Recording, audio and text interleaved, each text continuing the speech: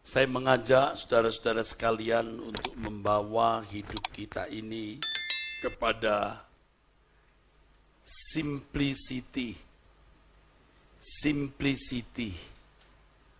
kesederhanaan, kesimpelan hidup, simple, tidak kompleks, tidak rumit, saudaraku.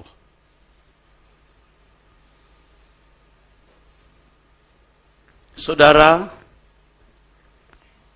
inilah yang akan membawa kita terbang lebih tinggi, berjalan lebih cepat, berlari lebih cepat, saudaraku. Hidup ini bisa kita pandang, kita anggap, dan kita jalani secara rumit dan kompleks, jelimet, ruwet, dan mumet. Tetapi hidup juga bisa kita anggap, kita pandang secara simpel, sederhana, tidak kompleks, sehingga kita tidak menjadi mumet dan judek. Karenanya, saudara, satu hal yang memang harus menjadi prinsip hidup kita, kita harus memandang bahwa hidup ini memang tragis. Ini sudah saya beritahu kepada saudara beberapa minggu yang lalu. Hidup ini memang tragis. Bagaimanapun hidup di dunia tidak bisa membuat kita bahagia, lengkap, dan utuh. Tidak bisa. Kita hidup di dunia yang sudah jatuh. Ibarat produk, ini produk yang gagal, produk yang rusak.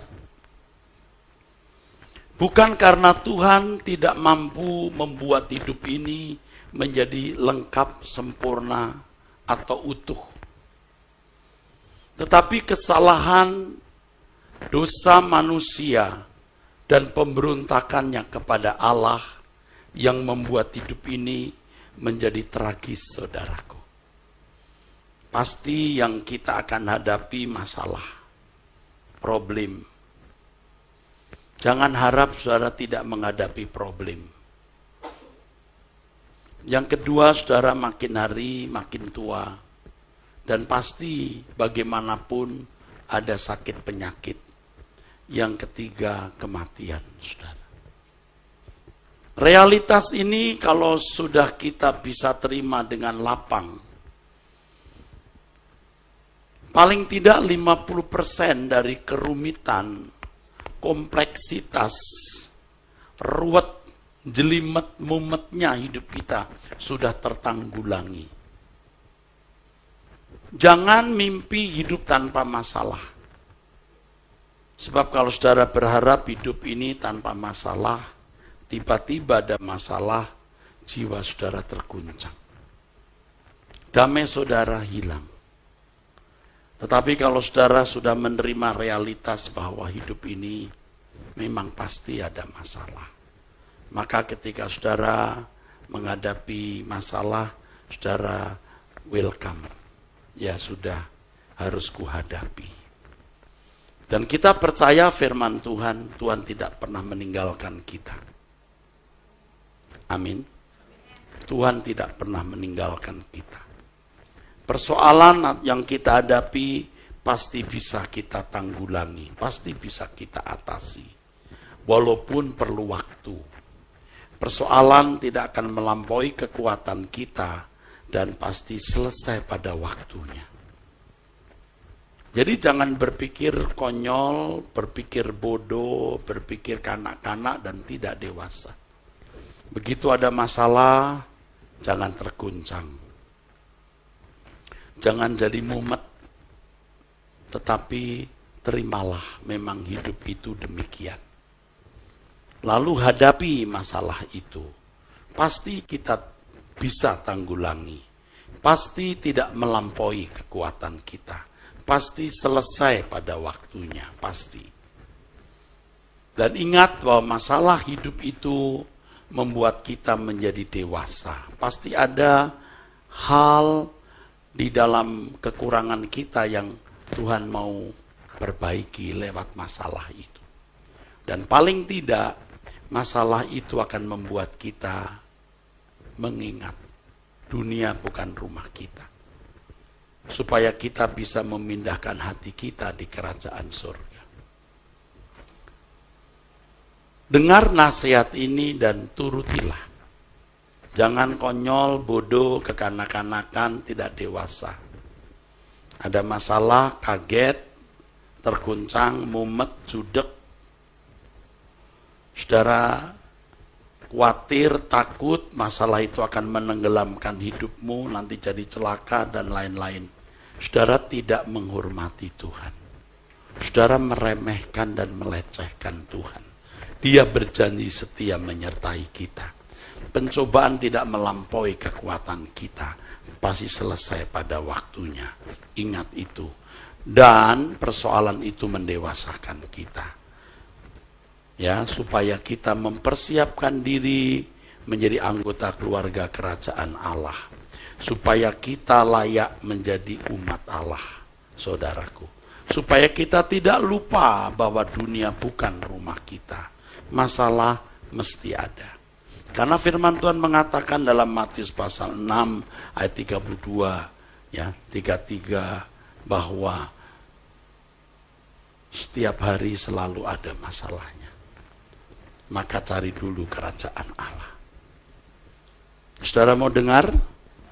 Saudara mau menuruti? Lakukan itu, saudaraku, lakukan itu. Tadi saya duduk di kursi itu, saya berpikir saya sudah makin tua. Pak Apau juga makin tua. Sudah berapa umur Pak Apau? Sudah berapa usianya sekarang? 69. 69. Saya 63. Dia kokoh saya kalau dilihat dari umurnya. Tapi secara rohani saya kokohnya. 69. Ntar lagi 70 ya. Kita sudah tua. Tadi saya berpikir, saya mau mengakhiri umur hidup saya bersama Pak Apau dan saudara-saudara ya, hamba-hamba Tuhan yang lain dengan baik. Dengan melayani saudara. Melayani saudara. Menyediakan sarana kebaktian ini, kebaktian mendengarkan firman, supaya saudara jangan masuk neraka. Itu intinya. Jadi kalau saya nasihati ini bukan sekedar supaya saudara terhibur, kuat. Itu nomor 2. Nomor 1, supaya saudara bisa diarahkan ke surga. Masalah hidup jangan membuat Anda berbuat dosa, tenggelam, ya, jadi takut, khawatir, kecewa, meremehkan, melecehkan Tuhan. Jangan. Ingat, masalah pasti ada. Dan saya percaya sebagian saudara hari ini juga sedang ada dalam masalah. Kita hadapi saja. Ya, kita hadapi. Tentu kita harus berpikir bagaimana menyelesaikan masalah ini. Ya, kita harus berpikir, kita harus berusaha. Tentu kita juga berdoa minta pertimbangan Tuhan, pertolongan Tuhan. Ya.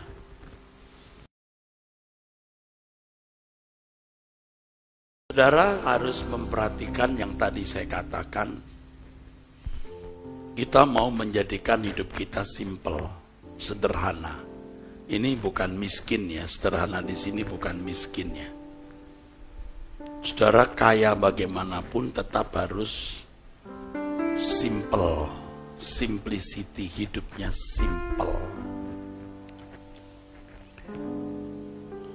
Kita harus memandang masalah dengan cara pandang yang benar. Supaya kita tidak ya jelimet, mumet, ya, jadi kompleksitas hidup kita. Kompleks ya, kompleksitasnya tinggi. Kalau saudara memandang bahwa memang masalah harus dihadapi, saudara jadi simpel. Contoh sederhana. Ada orang-orang yang tidak pernah mau cek darah. Mau gimana pun tidak mau. Hanya karena takut satu hal, jarum. Jarum. Hanya karena takut jarum. Sehingga tidak pernah memeriksa keadaan tubuhnya, gula darahnya, kolesterolnya, asam urat, ya. Terus dan lain sebagainya. Apakah ada unsur kanker di dalam dirinya? Itu semua bisa dicek lewat darah. Tapi karena takut jarum, dia tidak pernah periksa. Bahaya loh. Nanti setelah waktu periksa tiba-tiba kanker sudah menyebar seluruh tubuh. Ternyata ada serosis. Ya. Pengerasan hati. Ternyata ada fatty liver, livernya dibungkus lemak. Bisa tidak tertolong, saudara. Saya pernah cerita di sini, saya ingat sekali. Ketika saya membesuk orang sakit, dokter-dokter sedang kumpul di situ. Ini di luar Indonesia ya, saudara. Mereka sedang bercakap-cakap dalam bahasa Inggris. Lalu kira-kira dokter berkata begini, kalau penyakit ini sudah diketahui 20 tahun yang lalu, 20 tahun yang lalu sudah ada gejala, dia bisa diselamatkan. Tetapi karena tidak ditanggulangi, tidak ada harapan, meninggal dia. Dan memang meninggal.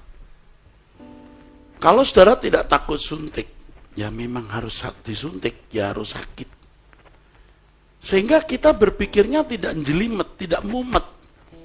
Belum periksa darah, sudah mumet. Tahu maksudnya? Sudah mumet dia. Tapi kalau orang tahu bahwa memang harus disakiti, dan sebenarnya tidak sakit-sakit sekali kok, ya, lebih sakit gigi.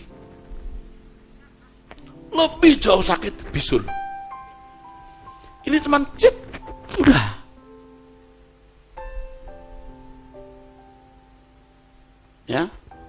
Ya memang saya ini sudah 2 minggu sekali, seminggu sekali suka oson lah, diisi imun lah, periksa lah. Kalau kita kurang tidur, kurang istirahat, ditusuk lebih sakit, Pak. Nggak tahu orang lain ya, kalau saya merasa lebih sakit. Tetapi tidak bisa dihindari. Mana saya punya vena kecil lagi, suka nyari-nyari sana sini. Tapi tidak bisa dihindari. Waktu saya kena COVID saja, waduh sampai kemana-mana. Bisa 4, bisa 5 kali suntik, Pak. Nyari, Pak. Waduh, gawat. Betul, bisa 4 sampai 5 kali. Lebih ngeri ditusuk, udah keluar terus berhenti, cabut lagi. Sudah tusuk, enggak tahu kenapa meleset, digoyang-goyang. Tapi karena memang harus begitu, ya sudah. Apalagi kalau di Singapura ya, check up ya, itu pengalaman, saudara. Suster Singapura itu kalau nusuk nggak pakai perasaan. Orang Indonesia begini, maaf ya Pak, maaf. Di sana nggak pakai maaf, kam, hayya, sini, gitu loh. Cus, tapi kena. Kalau di sini maaf ya Pak, maaf ya Pak, aduh, maaf ya Pak, maaf nggak kena. Maaf tapi nggak kena. Ini serius. Karena dia ragu-ragu, jadi akhirnya nggak kena. Kita pun jadi takut, venanya jadi sembunyi. Kalau takut jadi sembunyi dia. Wah, tapi kita mau buat itu simple, nggak usah jadi kompleks, ya udah. Cus. Nah karena saya sudah tahu kebiasaan di Singapura begitu, kan saya check up di Singapura lalu apa-apa gitu. Saya udah begini langsung saya tahan aja. Supaya jangan sembunyi vena saya. Seperti saya sodorin gitu. Ya udah. Saudara menghadapi masalah jangan, sakit. Ya sakit namanya masalah. Tapi jangan membuat Anda jadi stres, jadi jelimet, jadi kompleks. Amin. Berpikir simple. Ya, berpikir simple. Apapun yang terjadi, dan mungkin sekarang sedang terjadi, berpikir simple memang harus dihadapi. Harus punya sikap tanggung jawab menghadapinya. Tuhan tidak meninggalkan kita. Tuhan yang mengizinkan peristiwa ini terjadi atau persoalan terjadi. Tuhan tidak segera menolong kita. Karena Tuhan membiarkan masalah itu mendewasakan kita. Supaya kita juga memikirkan perkara-perkara yang di atas. Dunia ini bukan rumah kita. Berpikir simpel. Katakan amin. Oke, paham? Saudara mau dewasa? Ini khotbah yang sangat bagus. Saudara menjadi dewasa. Ya, jadi tidak lagi gerubak-gerubuk, kaget, stres, menyalahkan orang, marah kepada siapa yang bisa dimarahi, bahkan marah kepada keadaan, secara tidak langsung marah kepada Tuhan, rusak saudara. Saudara mungkin ada yang berkata, Pak Pendeta bicara gampang, Bapak nggak tahu persoalan saya. Lihat muka saya ya, mau lihat muka saya, lihat sekarang. Persoalanmu belum tentu lebih besar dari persoalan saya. Lihat muka saya, tulus nggak? Saya buat-buat nggak? Persoalan saya belum tentu lebih kecil dari persoalan saudara. Di situ saya juga mengalami apa yang saudara alami. Waduh, kenapa begini? Saya juga mengalami di mana saya mulai agak marah dengan keadaan, marah kepada siapa yang dapat saya marahi. Akhirnya saya berdosa kepada Tuhan, tapi saya sudah minta ampun. Ampuni aku Tuhan, maafkan aku Tuhan. Sudah kena COVID, anak kena depresi. Mana saya dengar pendeta-pendeta terkenal seperti Rick Warren dan lain-lain, anaknya meninggal dunia, mati, bunuh diri karena depresi, Pak. Waduh, ini bikin saya jadi takut, saudara. Kalau ada apa-apa, nggak apa-apa, tapi kalau anak jangan sampai lah. Waduh, dan masalah lain yang menekan, berat sekali. Belum masalah pelayanan, kebutuhan pelayanan yang begitu besar. Saya jual rumah pun juga 3-4 bulan habis hasil penjualan rumah itu. Kalau untuk kebutuhan pelayanan. Waduh Tuhan. Tapi saya nggak sampai jual rumah. Semua berjalan dengan baik. Jadi masalah saya pun besar, saudara. Dan saya sempat juga marah dengan keadaan. Marah dengan orang-orang tertentu.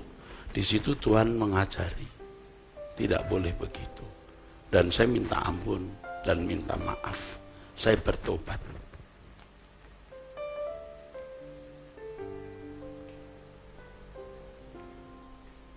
Saya bisa membagi ini kepada saudara. Supaya saudara berpikir simpel. Sekarang saya berpikir simpel, mengerti, ya memang harus dihadapi.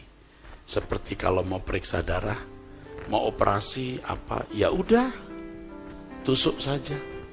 Demi kesehatan tubuh. Jadi tidak mumet, saudaraku. Ini tidak membuat saya mati. Persoalan ini pasti berakhir pada waktunya. Tidak melampaui kekuatan saya. Kita bersyukur kepada Tuhan. Amin. Amin. Saudara mengerti? Masukkan di pikiran saudara Ini bukan sekedar supaya saudara jadi kuat menghadapi hidup ini, lalu mendapat jalan keluar dari Tuhan. Bukan hanya itu. Supaya saudara dan saya tergiring, terbimbing ke surga. Ya, amin. Saya sampaikan ini bukan sederhana loh. Tetapi membuat Anda menjadi sederhana, jadi simple. Karena sulit sebenarnya orang melakukan. Sulit saudaraku. Punya adik ipar datang ke rumah, nyolong batangan emas. Bisa begitu? Paham nggak? Belum lagi suami nggak pulang 3 bulan. Waduh, lebih berat lagi. Belum lagi ternyata anak kena apa. Waduh. Di situ kita perlu pengertian yang benar. Memang kita hidup di dunia yang sudah gagal. Produk yang gagal. Nah, ini mengarahkan saudara dan saya ke langit baru, bumi baru. Amin. Makanya begini saudara, tadi saya duduk juga mikir, ini jemaat banyak masalah ini. Feeling saja. Biarin aja deh. Yang penting saudara kuat. Bahasa Inggrisnya endurance. Bertahan. Sebab dengan bertahan itu saudara dibuat Tuhan dewasa. Tidak apa-apa. Ya. Kalau persoalan saudara belum diselesaikan Tuhan, tidak ada jalan keluar, terus menekan saudara, tidak apa-apa. Tapi berpikir simple. Ini tidak melampaui kekuatanku. Memang harus kuhadapi. Selesai pada waktunya. Ini mendewasakan aku. Nah, itu berpikir simpel, saudara. Allah besertaku.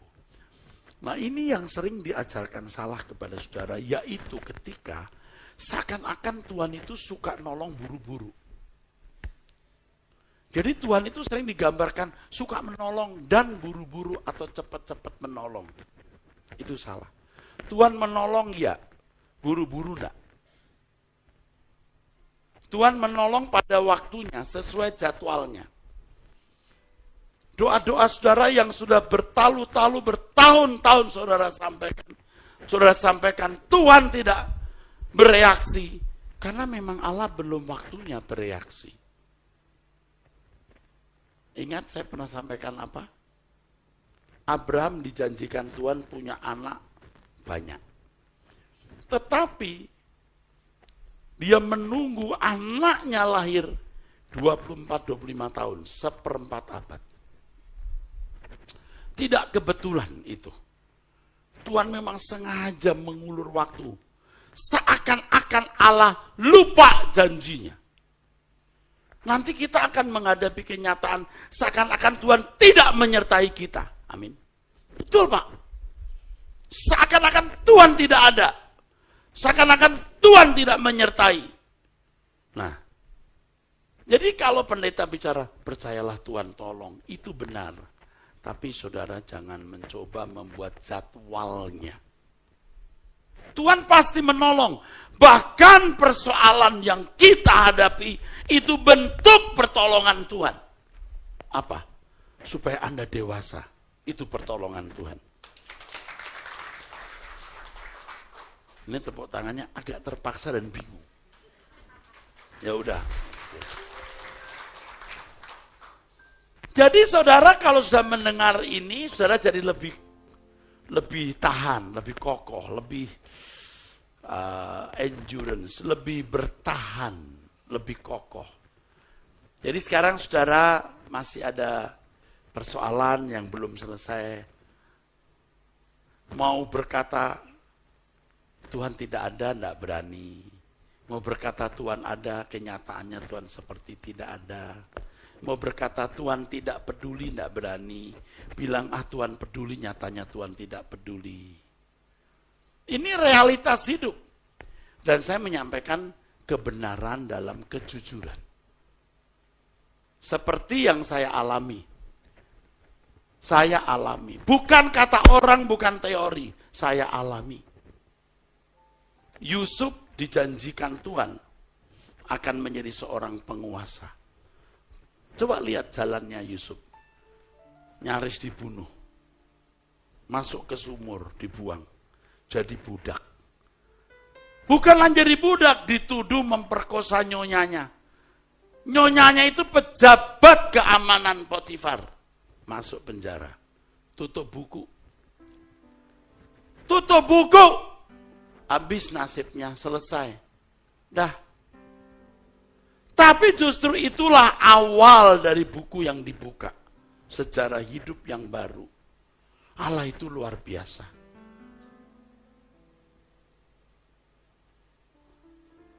Kalau saudara membaca kitab Esther,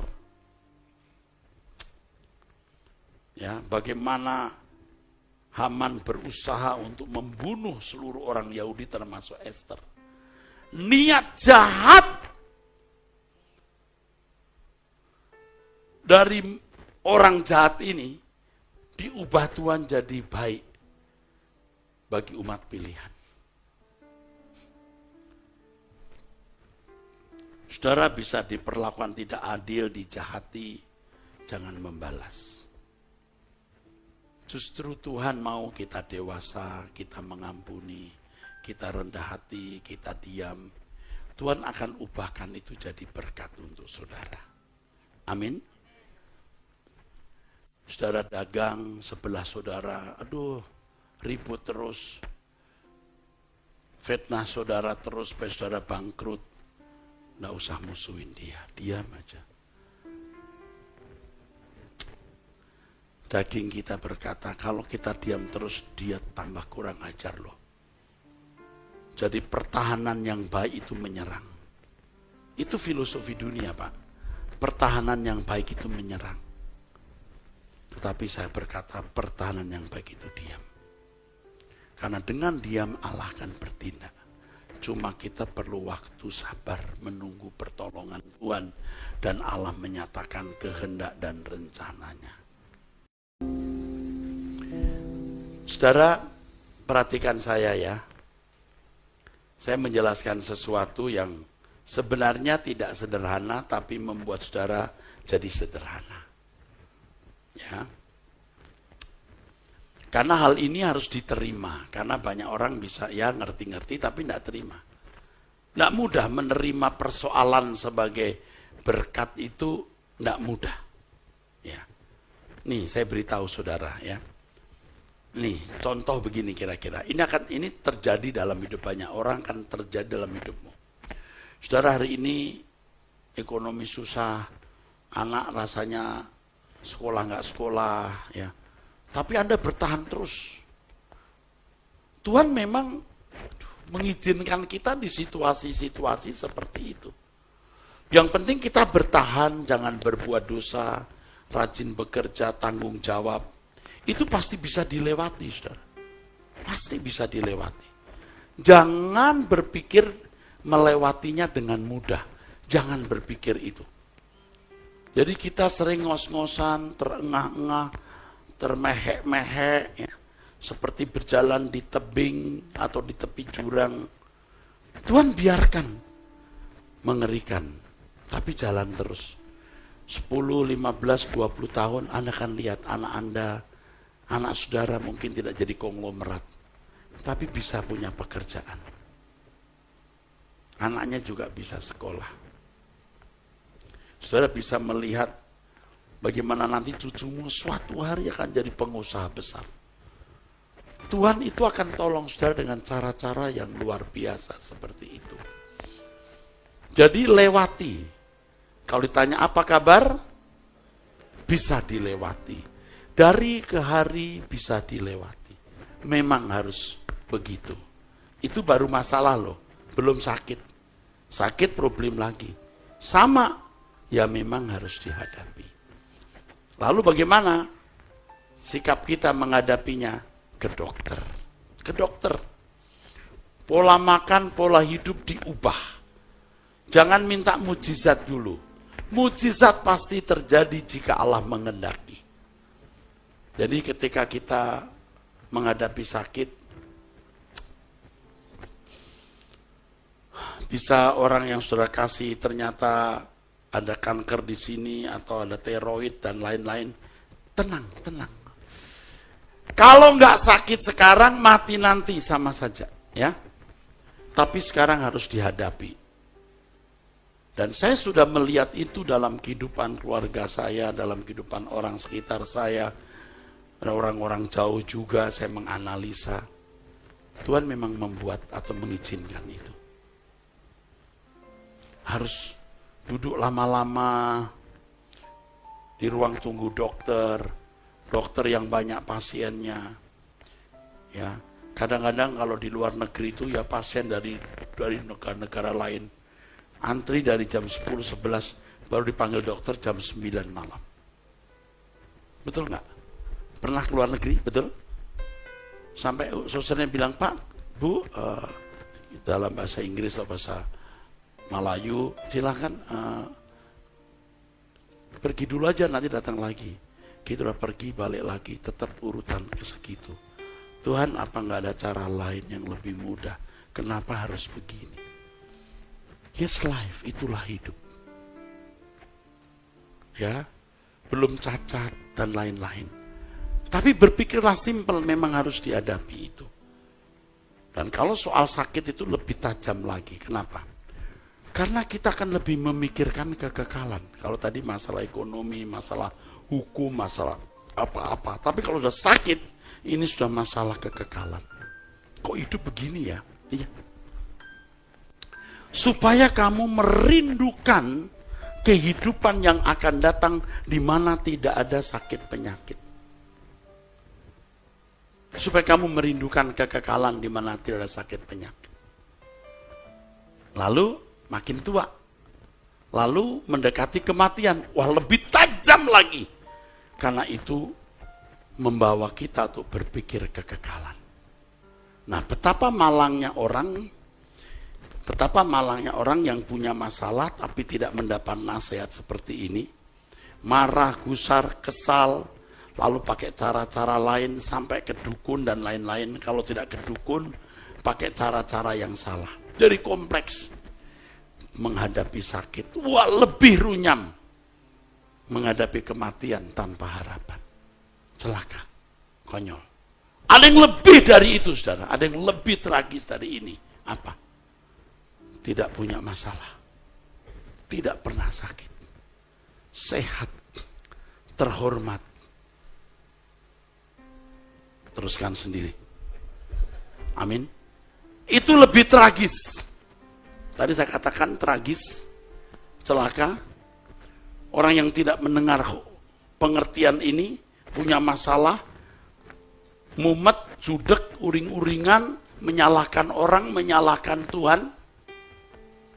Jadi stres, depresi, frustasi, sakit, apalagi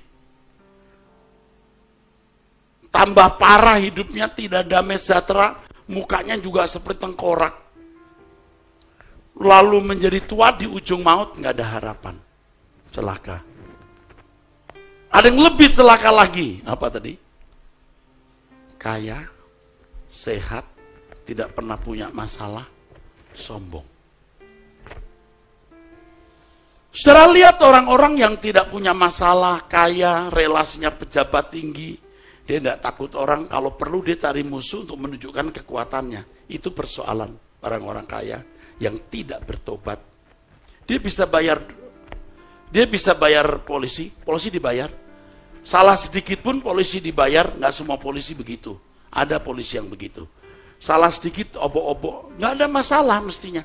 Ini bukan masalah. Kasih duit, panggil. Siapa yang berani tidak datang? Ayo, panggil. Panggil lagi besok. Datang jam 10, tunggu ya. Ajak ngomong, tunggu lagi ya. 1:30 pagi suruh baru pulang. Nyolong apa kok sampai 1:30 pagi pulang? Sudah bilang, Pak, saya capek, Pak. Tetap aja. Pak, dari pagi saya di sini, Bapak ngadepin saya begini. Tentu tidak semua polisi begitu. Di dunia ini selalu ada polisi yang bisa dibayar. Di dunia ini. Punya duit orang kaya. Dia bisa cari musuh, mau tunjukin kekuatan dia. Biar tahu rasa dia. Tuh lihat tak. Wah, itu mengerikan. Sehat lagi. banyak duit lagi, makin banyak lagi. Ngeri itu. Biar jemaat Gajah Mada nggak punya duit banyak, tapi hidup. Biar nggak punya relasi pejabat, tetapi kita tidak menyakiti orang. Amin. Anda berjalan dengan Tuhan dalam kesederhanaan. Karena kita dipersiapkan untuk memasuki langit baru dan bumi baru. Saya percaya hari ini ada orang-orang yang harus minta ampun. Karena saudara mengeluh. Saudara meremehkan Tuhan. Melecehkan Tuhan. Seakan-akan Tuhan tidak menyertaimu. Engkau khawatir, engkau takut, engkau cemas. Dan itu membuat engkau tidak bisa memuliakan Tuhan. Kalau Tuhan menyertai kita dengan para malaikat-malaikatnya, kita tidak perlu khawatir. Nyatanya Tuhan gak tolong, memang dibuat begitu, simple lah berpikir. Amin. Memang dibuat begitu, gak ditolong-tolong. Tapi pasti ditolong pada waktunya. Jadi saudara tidak bersungut-sungut atau tidak marah-marah lagi. Saya berharap mulai saat ini, saudara tidak berpikir salah, berpikir simple. Saya khotbah, saya juga mengkhotbahi diri saya. Hal ini juga saya alami. Jangan saudara pikir saya tidak mengalami. Saya mengalaminya. Justru saya mengalaminya, saya belajar ini. Buktikan Allah itu hidup. Kalau engkau ditindas mertua, ditindas menantu atau suami atau pasangan hidupmu, senang-menang, kamu berserah. Saudara lihat kemuliaan Allah akan dinyatakan nanti. Pasti Tuhan akan tolong. Beri tepuk tangan. Jadi saudara jangan bersungut-sungut. Berpikir simple. Memang hidup begitu. Tujuanku kerajaan surga. Saudara nangkep yang saya khotbahkan? Saya harap mulai saya khotbah ini, selesai khotbah ini, hidup saudara nggak ruwet. Tahu nggak yang paling membuat ruwet? Dosa. Kalau saudara berbuat dosa, itu sudah jadi ruwet-ruwet hidupmu.